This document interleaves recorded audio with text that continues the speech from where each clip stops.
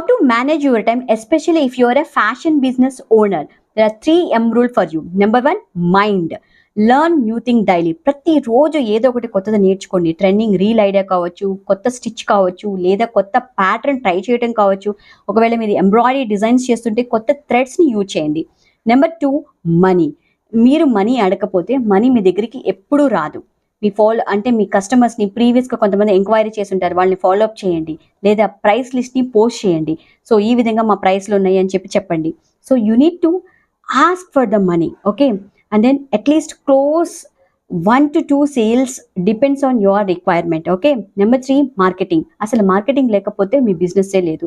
So please post whatever the outfits you are wearing from your boutique business, okay. ఒకవేళ మీరు stitching చేసిన వాళ్ళైతే మీరు stitch చేసింది మీరే వేసుకొని చూపించండి, లేదా కస్టమర్ రివ్యూ పోస్ట్ చేయండి, లేదా కొత్త ఆర్డర్స్ ఏమైతే వచ్చినాయో అవి పోస్ట్ చేయండి. ఈ విధంగా మార్కెటింగ్ అనేది ఎప్పుడు మీరు చేస్తూనే ఉండాలి. But don't aim for viral అవ్వాలని ఎప్పుడు అనుకోకండి. విజిబుల్గా ఉన్నారా లేదా అని ఆలోచించండి. సో ఈ 3 M's లో మీరు ఎక్కడ స్టక్ అయిపోయారు? Please share in the comments.